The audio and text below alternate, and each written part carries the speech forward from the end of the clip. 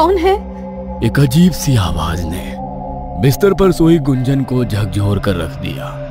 गुंजन हिम्मत बटोर कर खिड़की के पास गई। उसने धीरे से खिड़की खोलकर देखा, पर बाहर कोई नहीं था। लेकिन जैसे ही वो खिड़की बंद करने लगती है, उसे आंगन में कोई काली परछाई दिखी। कौन है वहां? ये कैसी आवाज है? गुंजन को अब हल्का हल्का डर लगने लगा और वो खिड़की से पीछे हटने लगती है। लेकिन तभी उसे ऐसा लगा कि कोई उसकी पीठ के पीछे खड़ा है। उसने तुरंत पलटकर देखा, पर वहां कोई नहीं था। माँ, माँ, माँ! गुंजन की चीखें सुनकर सारे घर वाले जाग गए और सब गुंजन के कमरे की तरफ भागे। क्या हुआ गुंजन? तू ऐसे क्यों चीख रही है? सब ठीक तो है ना? माँ, वहां कोई था। उसने मुझे देखा और रोने की आवाज, वो रोने की आवाज, वो क्या? ये क्या कह रही है तू? रुक, मुझे देखने दे। निर्मला ने गुंजन के कमरे की अच्छी तरह से छानबीन की। उसने खिड़की खोलकर बाहर देखा तो बाहर भी कोई नहीं था। कोई तो नहीं है रे, तुझे कुछ वहम हुआ है। और मैंने तुझे कितनी बार समझाया है कि रात में खिड़की बंद रखा कर, पर तू है कि सुनती ही नहीं है। नहीं माँ, मैं कह रही हूँ कोई था यहाँ। आप मेरा यकीन करो। गुंजन को इस कदर परेशान देखकर अब निर्मला को भी कुछ अजीब लग रहा था। उसने गुंजन के सर पर हाथ फेरते हुए कहा, देख गुंजन, तेरा 5वां महीना चल रहा है और प्रेगनेंसी के वक्त ऐसे वहम अक्सर होते हैं। तू डर मत, देख हम सब यही हैं, सब ठीक है। तू सो जा। माँ, आप यहीं रुको। आप कहाँ जा रही हैं? नहीं, मैं कहीं नहीं जा रही गुंजन, तू सो जा।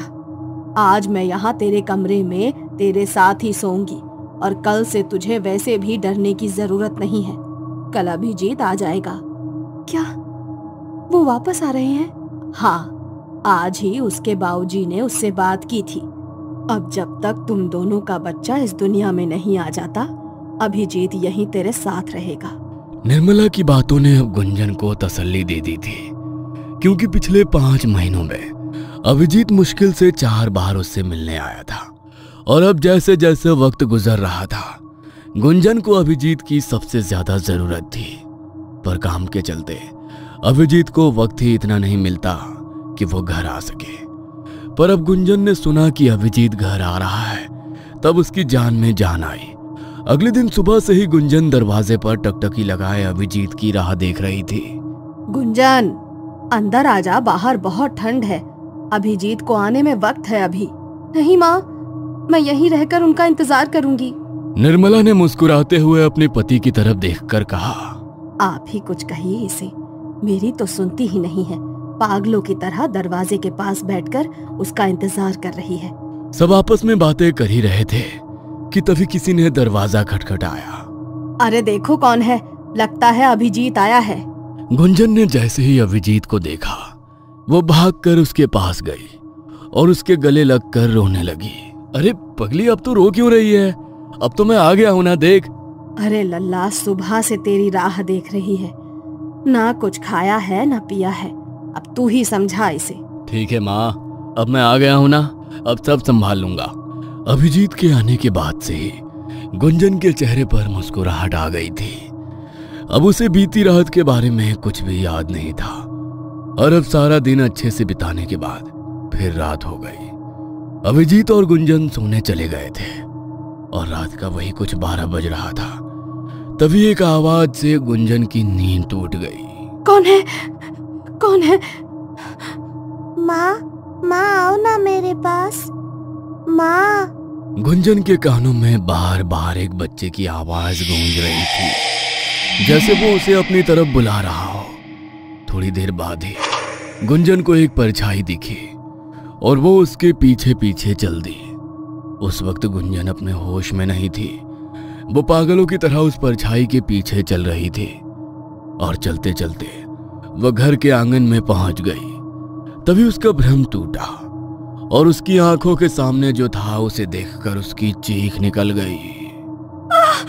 बचाओ बचाओ, ये लाल कदमों के निशान, ये खून। चीखते चीखते गुंजन वहीं आंगन में बेहोश होकर गिर गई। जब सारे घर वाले बाहर आए और उन्होंने इस तरह गुंजन को बेहोश पड़े देखा तो सब हैरान रह गए। गुंजन उठो, क्या हुआ तुम्हें? उठो गुंजन। लल्ला, तू तो उसके साथ ही सोया था ना, फिर ये यहाँ कैसे? मुझे नहीं मालूम माँ, गुंजन बाहर कब आई? मैं तो सोया हुआ था। अब छोड़िए ये सब, पहले इसको अंदर ले चलते हैं। सब गुंजन को कमरे में लाकर उसे होश में लाने की कोशिश करने लगे। थोड़ी देर बाद जब गुंजन को होश आया तो फिर वो उन्हीं लाल कदमों के निशान के बारे में बात कर रही थी। वो लाल निशान, वो खून, वो बच्चा। क्या कह रही हो गुंजन? कौन सा बच्चा, कौन से कदमों के निशान? कुछ नहीं है यहाँ। और तुम इतनी रात गए आंगन में क्या करने गई थी? वो बच्चा। कौन सा बच्चा गुंजन? अपने घर में कोई बच्चा नहीं है। मैं आप लोगों से कह रही हूँ ना, यहाँ एक बच्चा था और वो लाल कदमों के निशान, वो खून। रुकिए, आप सबको मुझ पर यकीन नहीं है ना? मैं अभी दिखाती हूँ। गुंजन भागी भागी आंगन की तरफ गई और जमीन की ओर इशारा करने लगी। ये देखो, यही थे वो निशान। गुंजन, कौन से निशान? यहाँ कोई निशान नहीं है। तुम्हें क्या हो गया है? क्यों ऐसी बहकी बहकी बातें कर रही हो? गुंजन ने देखा कि कोई उसकी बातों पर यकीन नहीं कर रहा है। वो चीख चीख के रोने लगी। आप सबको लग रहा है कि मैं झूठ बोल रही हूँ। माँ, आप तो मेरा यकीन करो, वो बच्चा यही था और वो निशान भी। बेटा, ऐसा नहीं है कि हम तुझ पर यकीन नहीं कर रहे, पर बेटा यकीन करने के लिए कुछ होना तो चाहिए। तो खुद देख, यहाँ कोई निशान नहीं है, कोई बच्चा नहीं है। मेरी बात मान, तुझे आराम की जरूरत है। आजा, सो जा चलकर। नहीं, मुझे कहीं नहीं जाना। जब तक आप लोग मेरी बात नहीं मान लेते, मुझे कहीं नहीं जाना। ये क्या पागलपन है गुंजन? बच्चों जैसी जिद मत करो और चलो यहाँ से। सब गुंजन को अंदर ले जाने की कोशिश कर ही रहे थे, तभी अचानक उसके पेट में तेज दर्द होने लगा। 5 महीने की प्रेग्नेंट गुंजन का पेट अब अच्छा खासा फूल गया था और समझ में भी आने लगा था। अचानक गुंजन को महसूस होने लगा जैसे उसके पेट में कोई हलचल हो रही हो।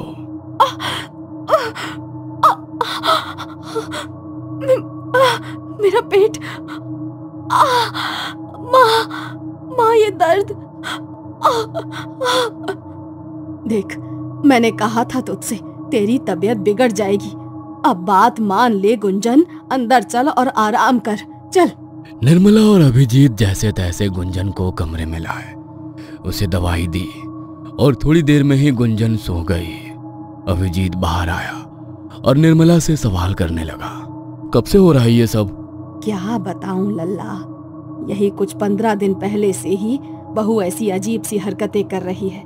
कभी आधी रात में उठकर कहती है कोई बच्चा है, कोई बुला रहा है, तो कभी नींद में चलते चलते छत तक चली जाती है। आपने डॉक्टर से बात की? नहीं लल्ला, 4 महीने के बाद ऐसा सब होता है गर्भवती औरतों के साथ। हमें लगा 1-2 दिन के बाद सब सही हो जाएगा, पर अब जब पानी सर के ऊपर जाने लगा तो तेरे बाबूजी ने तुझे बुलाया। आप लोग ये बात मुझे अब बता रहे हैं? ठीक है, अब जो हो गया सो हो गया, पर कल सबसे पहले हम गुंजन को डॉक्टर के पास लेकर जाएंगे। अभिजीत ने ठान लिया था कि अब वो गुंजन के साथ जो भी हो रहा है उसे ठीक करके रहेगा। उसे लग रहा था डॉक्टर के पास जाने से सब ठीक हो जाएगा, पर वो ये नहीं जानता था कि ये दलदल है। और अब सिर्फ गुंजन ही नहीं बल्कि भीलवाड़ा की हर गर्भवती औरत इस दलदल में फंस चुकी थी। कौन सा तूफान कब भीलवाड़ा पर आने वाला था, ये तो वक्त ही बताएगा। रात के हंगामे के बाद अब सुबह सब ठीक था, सब चैन की नींद में थे। तभी एक आवाज ने हर किसी की धड़कनें रोक दी। माँ, बाबूजी, अभी आओ, जल्दी आओ। ये सब देखो, ये क्या हुआ? जल्दी आओ सब, मेरा बच्चा। सब दौड़ते हुए गुंजन के कमरे में गए और उन्होंने वहां जो देखा, उसे देखने के बाद सबकी आंखें फटी की फटी रह गईं। गुंजन, ये तेरे पेट को क्या हुआ? कल तक तो ये फूला हुआ था। माँ मुझे कुछ समझ नहीं आ रहा। ये सब क्या है?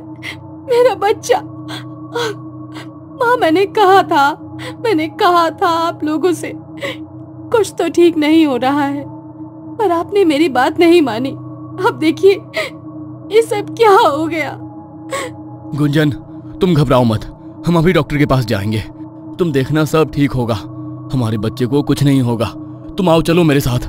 निर्मला गुंजन की हालत देखकर अपना सर पकड़कर जमीन पर बैठ गई, क्योंकि जो कुछ भी हो रहा था वो कोई साधारण बात नहीं थी, या यूं कहें कि नामुमकिन है।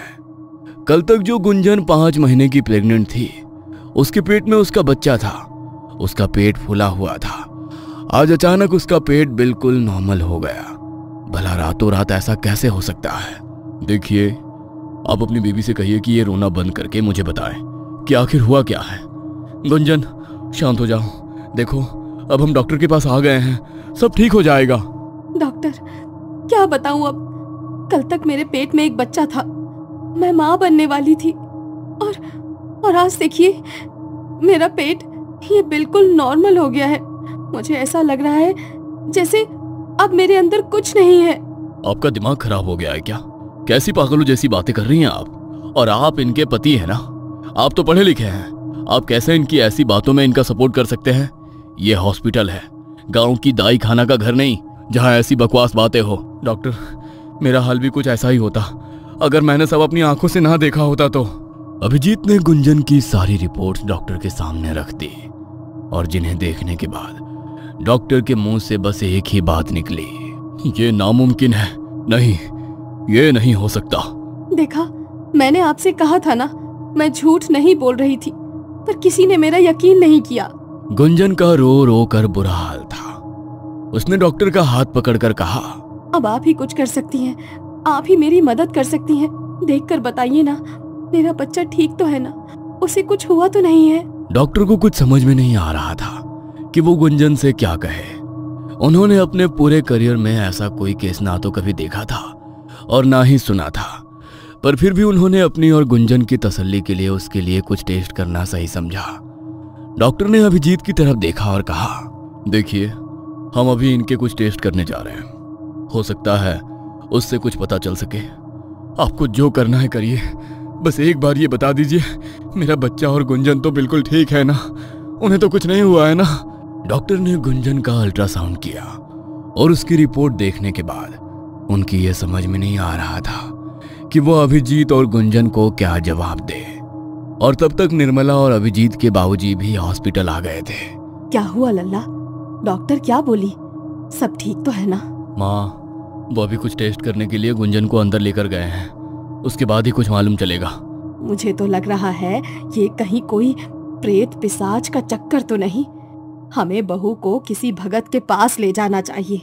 माँ प्लीज, अब आप मत शुरू हो जाइए, कैसी बेवकूफी भरी बातें कर रही हैं आप। बाबूजी आप ही समझाइए ना इन्हें। भगवान के लिए अब तुम चुप हो जाओ, वैसे भी कम मुसीबत नहीं है। सब आपस में बातें कर ही रहे थे कि तभी डॉक्टर अंदर से गुंजन को साथ लेकर आया। डॉक्टर को देखते ही वो तीनों उनकी तरफ चले गए। कुछ पता चला डॉक्टर? सब ठीक है ना? बताइए ना, बहू और उसका बच्चा ठीक तो है ना? देखिए, अब जो बात मैं आपसे कहने जा रहा हूँ उसे सुनने के लिए शायद आप में से कोई तैयार नहीं है, और ना ही मैं था, पर अब यही सच है। आखिर क्या बताने वाला था डॉक्टर, और ऐसा कैसे हुआ? कहाँ गया गुंजन के गर्भ का बच्चा? रातों रात उसका फूला हुआ पेट एकदम से नॉर्मल कैसे हो गया? और किसके थे वो लाल कदमों के निशान जो गुंजन को दिखते थे? क्या ये सब सच था या वाकई गुंजन दिमागी बीमार थी? जानने के लिए देखिए अगला एपिसोड सिर्फ once upon a time horror stories पर।